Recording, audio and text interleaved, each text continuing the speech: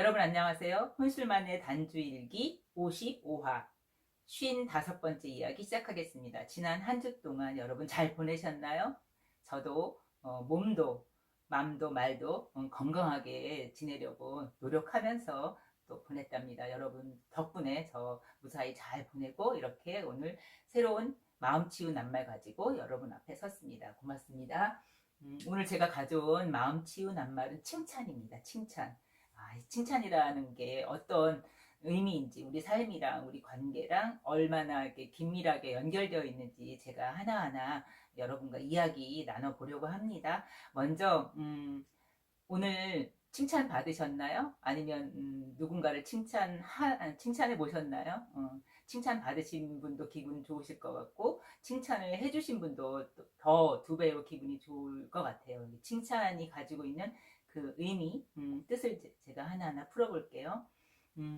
칭찬의 칭자, 요 칭자부터 풀어볼게요. 이 칭자는 벼화자, 여기가 벼화자고 옆에가 들칭자예요. 들칭자는 한 손으로 물고기를 이렇게 잡고 있는 모습을 표현한 글이에요. 그래서 이 물고기 대신에 이제 벼화가 이제 붙어서 이제 우리가 흔히 이야기하는 일컬을 저울칭이라는 칭자가 됐는데 이 칭자는 곡식의 무게를, 그러니까 벼는 곡식을 나타내잖아요. 물고기나 곡식 같은 무게를 달아서 가격을 제시한다. 그래서 가격을 부른다.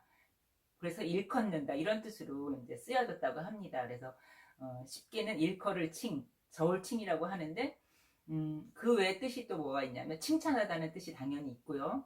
그 다음에 걸맞다, 부합하다, 또 나아가서 좋다, 훌륭하다 이런 뜻을 갖고 있답니다. 그래서 명칭이나 칭호, 명성 이런 명사로도 쓰이는 게 바로 이 일컬을 칭자예요. 그러니까 오늘 마음 치유 낱말 칭찬에서는 칭보다는 찬의 방점을 제가 찍고 싶답니다. 이 찬자를 찬찬히 살펴볼게요. 이 찬자는 길찬이라고 해요.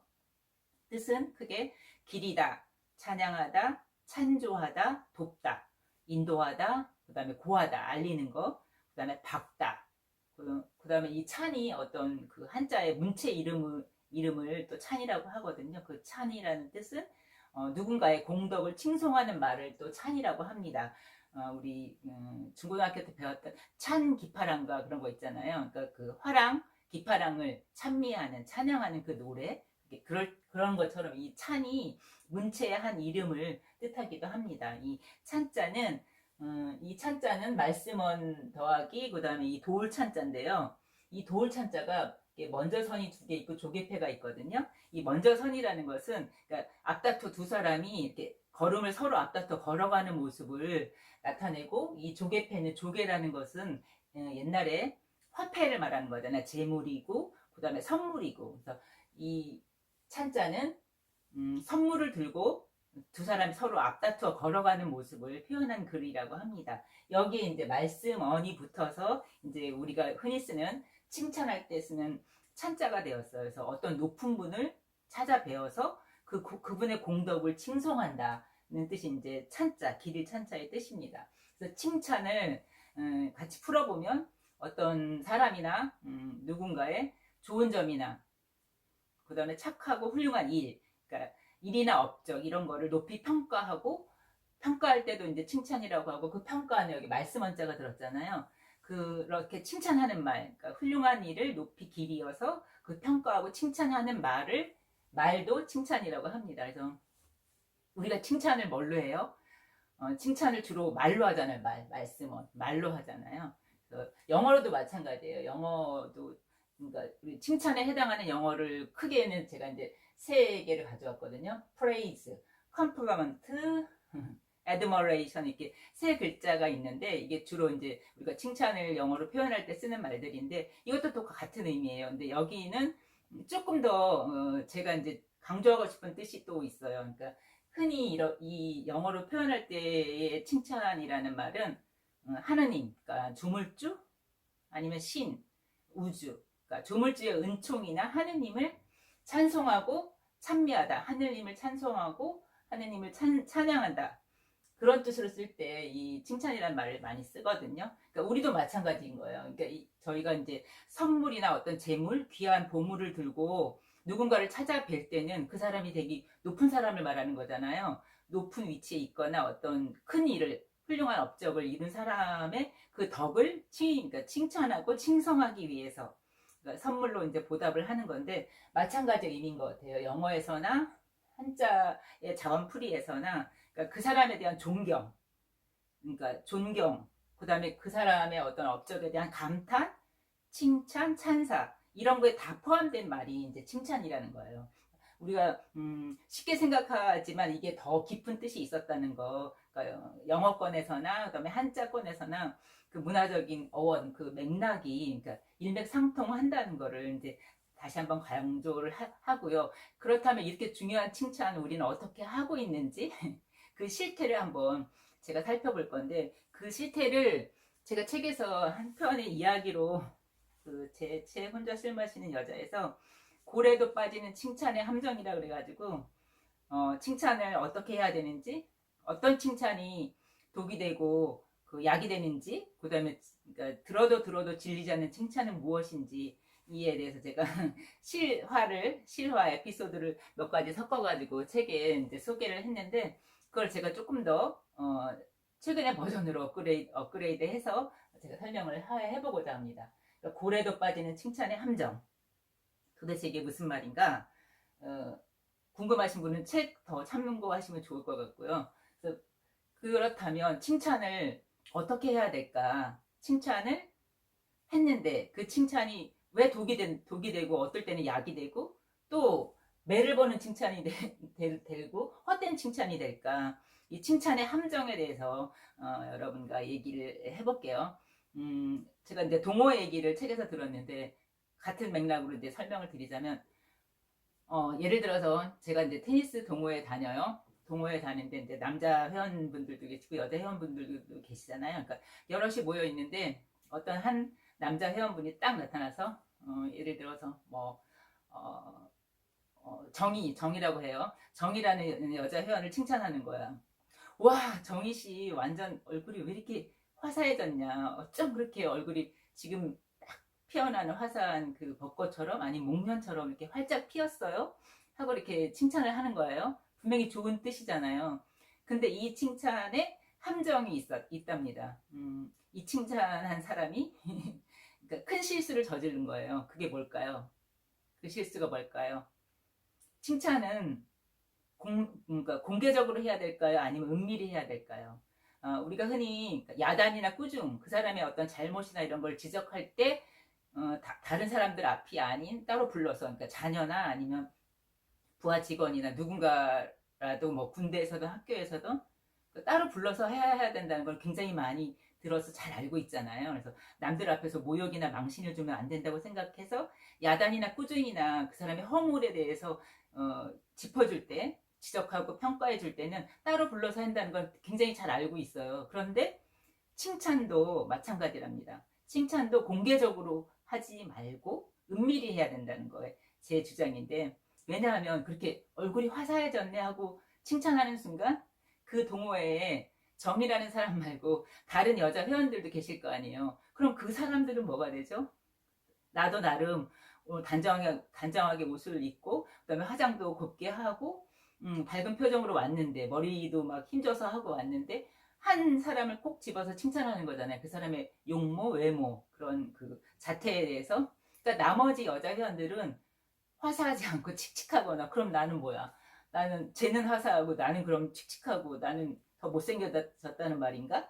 이렇게 오해할 수 있고 기분이 나빠지거나 불쾌해질 수 있잖아요.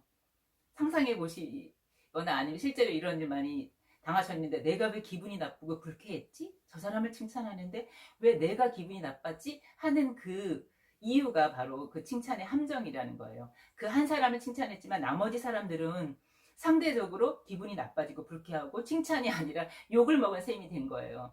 그래서 혼술만은 제가 주장하는 바는, 칭찬도 야단이나 꾸중처럼 그 공개적으로 하지 말고 은밀히 1대1로 해야 된다는 거죠. 다른 사람이 상처를 받으니까, 다른 사람이 기분이 나빠지고 불쾌하기 때문에. 그럼 진정한 칭찬이 아니잖아요. 그래서 칭찬은 은밀히 해야 된다는 거, 공개적으로 하면 안 된다는 거 말씀을 드리고요. 최근에 그 미나리라는 영화 보셨나요? 미나리?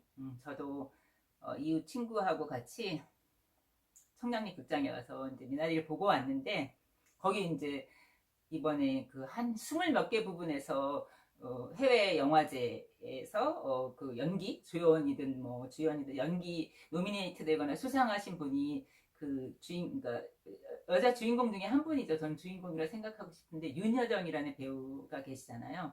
그분이 얼마 전에 계속 이제 주목 스포트라이트를 받으니까 해외 언론하고 인터뷰를 굉장히 많이 했어요. 그러니까 코로나 상황이니까 대면 인터뷰 대신에 비대면으로 화상으로 인터뷰를 많이 했는데, 그 인터뷰 내용을 기사화한 게 하나가 딱 눈에 들어왔어요.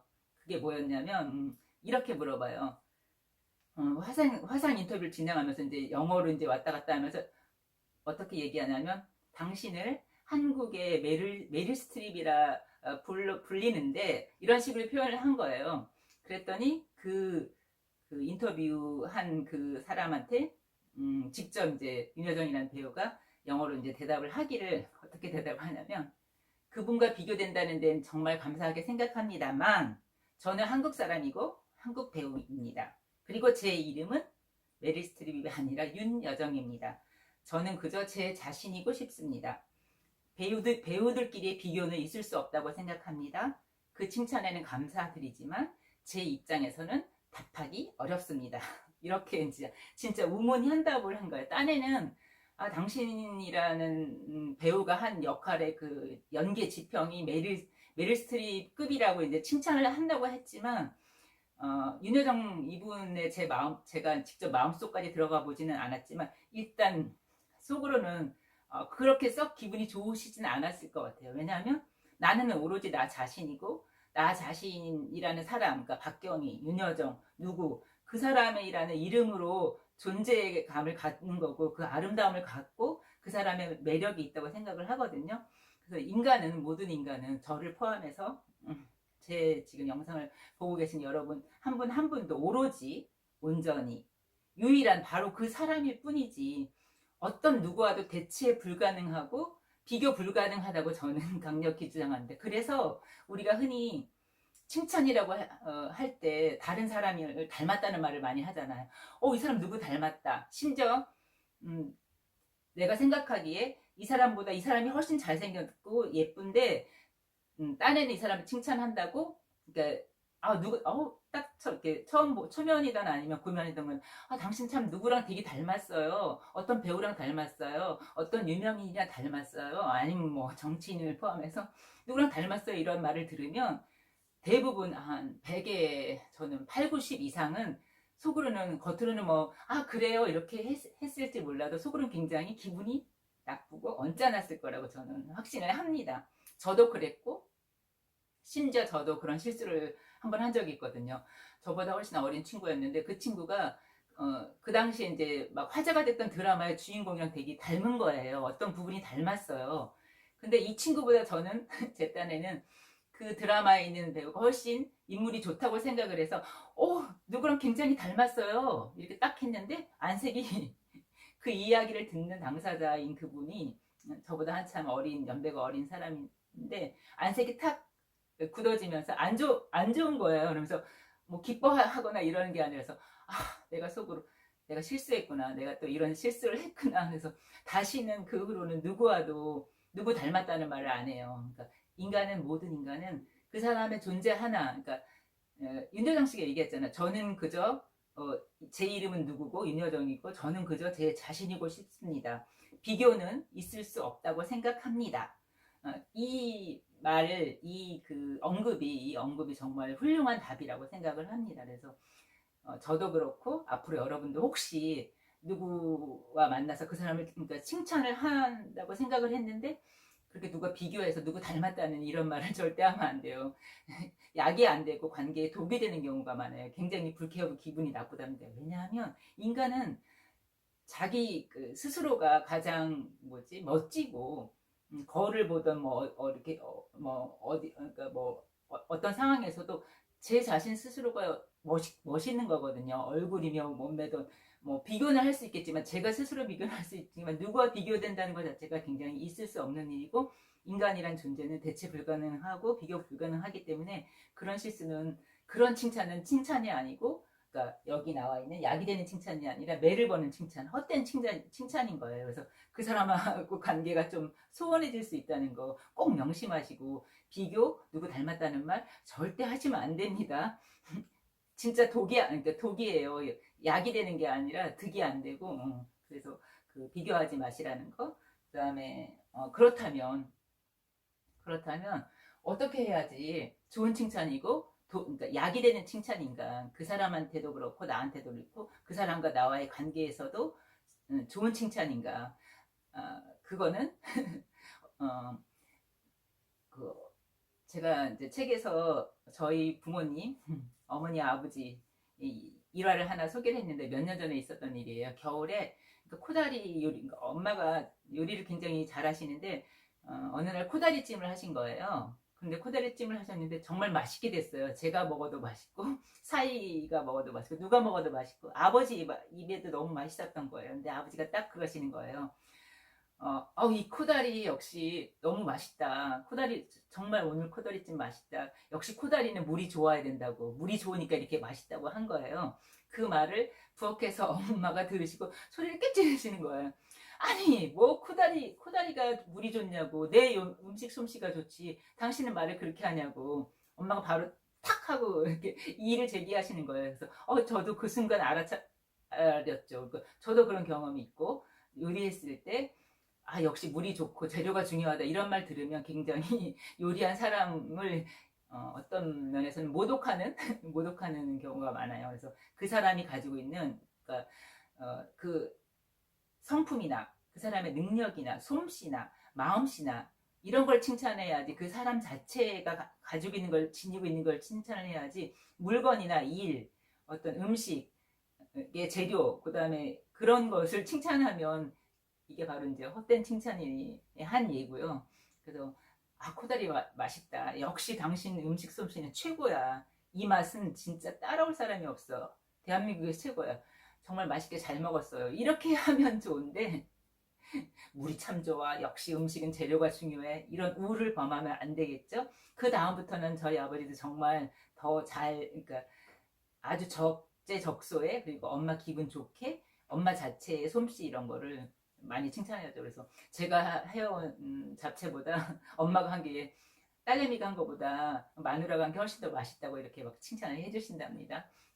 그래서 그 사람이나 그 사람 자체를 칭찬해야지. 그 사람이 가지고 있는 성품, 그 사람한테서 나오는 거, 그 사람이 지니고 있는 거, 능력, 솜씨, 마음씨, 맵씨, 이 뭐 외모도 마찬가지로 그 사람 자체를 칭찬해야 된다는 거, 물건이나 일을 칭찬하지 않는다는 게 그 좋은 칭찬, 그 약이 되는 칭찬의 첫 번째 원칙이라면, 두 번째 아까 처음에 설명드렸던 것처럼 그 칭찬의 함정에 빠지시면 안 되는데, 여러 사람 앞에서 공개적으로 칭찬하지 않는다. 또 여기에 이제 추가로 2-1이라고 할까요? 그 자리에 없는 사람을 칭찬하지 않는다.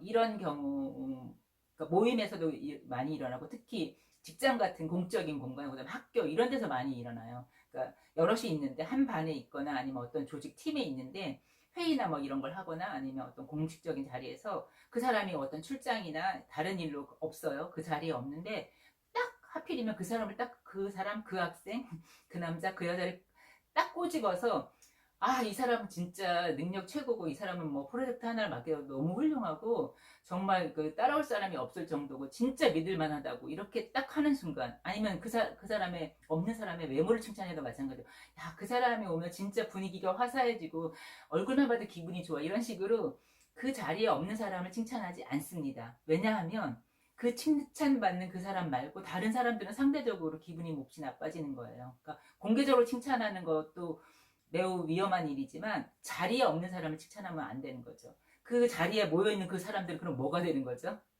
그 사람보다 못하고, 그 사람보다 무능하고, 그 사람보다 못생겼고, 그 사람보다 분위기도 맞추지 못하고, 이런 사람이 되는 거예요. 굉장히 부정적인 평가를 그냥 때로 하게 된 거예요. 그 단체로 받게 된 그런 열패감, 그런 진짜 낭패가 되는 그런 상황이 벌어지는 거거든요. 그래서 칭찬받는 사람 말고 다른 사람을 상대적으로 언짢게 하고 불쾌하게 만드는 거기 때문에 공개적으로 칭찬하지 않으며 추가로 자리에 없는 사람도 칭찬하지 않습니다.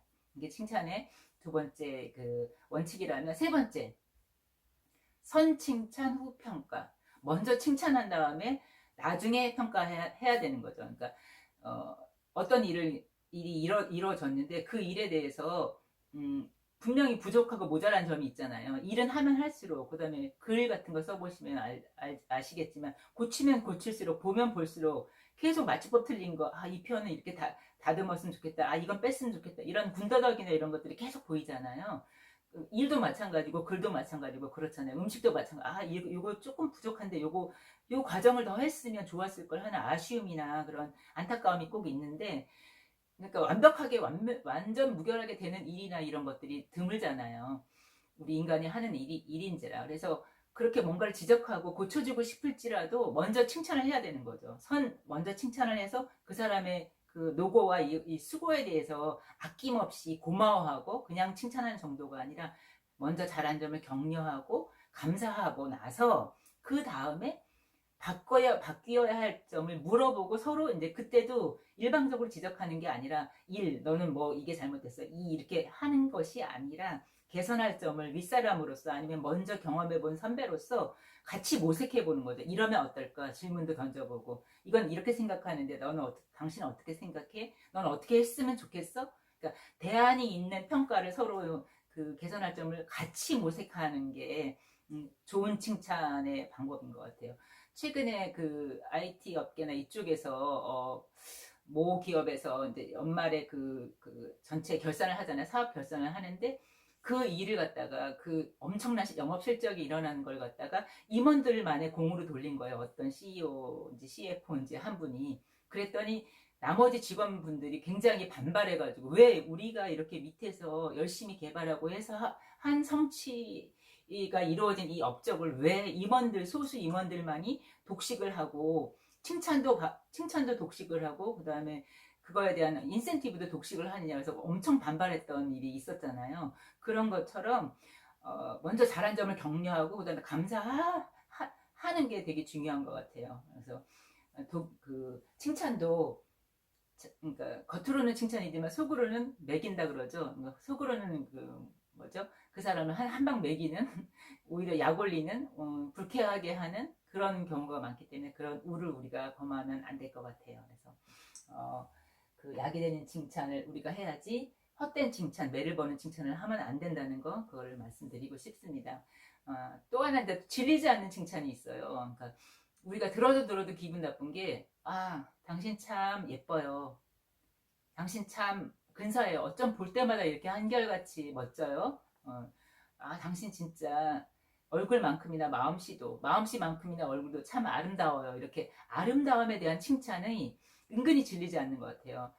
내노라 하는 잘생긴 남자 배우든 여자 배우든 들어도 질리지 않는 말이 멋지다, 아름답다, 예쁘다라는 말이래요. 그래서 그 아름다움에 대한 칭찬은 질리지 않는 칭찬이니까, 여러분들 누구 닮았다는 말 하지 마시고, 그 사람 자체가 참 아름답다, 예쁘다, 오늘 봤더니 어제보다 또 더 예뻐지셨네요, 아니면 뭐 한결같이 고와요, 예뻐요, 화사해요, 이런 표현들, 돈 안 들잖아요. 그런 표현들 서로 주고받으면서 그런 덕담 나누셨으면 좋겠습니다.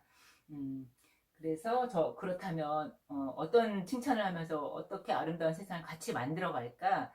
제가 가져온 것은 찬찬찬하는 우리 인생을 만들자는 거죠. 칭찬에서 제가 핵심 단어로 생각한 것도 찬이었잖아요. 이 찬을 가지고 이제 앞에도 찬찬찬, 뒤도 찬찬찬 하는 우리 인생을 만들 거예요. 그러면 찬으로 시작하는 말 많잖아요. 그러니까 제가 가져온 세 가지 말은 찬미, 찬사, 찬탄. 이게 앞 찬찬이죠. 앞 찬찬찬. 그러니까 찬미하고 찬사하고 찬탄하고, 그 사람이 이뤄낸 거, 그 사람의 존재 자체, 그 사람의 애쓰는 거, 이런 거를 찬미하고 찬탄하고 찬사를 나누는 그런 인생. 그 다음에 또 뒤찬찬찬은 뭐냐면, 격찬하고 그 사람이 했던 일이나 어떤 성취에 대해서, 그 다음에 그 사람이 했던 실패를 잘 이겨내고, 그 다음에 아픔 속에 있더라도 애쓰고 이렇게 고민하고, 이런 그 과정 하나하나를 극찬하고 격찬하고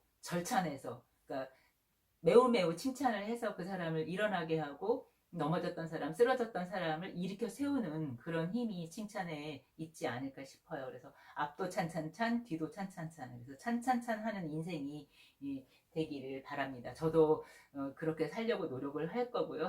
여러분도 오늘 제가 여러분과 같이 나눈 칭찬의 함정에 빠지지 마시고 그 약이 되는 칭찬으로 그런 밝고 맑고 건강하고 아름다운 삶 누려 가시길 바랍니다. 칭찬은 말로 하는 거거든요. 말. 감사도 말이잖아요. 말로 표현을 해야지 그게 칭찬이 되는 거고 감사의 표현이 되는 거잖아요. 그래서 독이 되는 말 하지 마시고 득이 되는 말, 덕이 되는 말.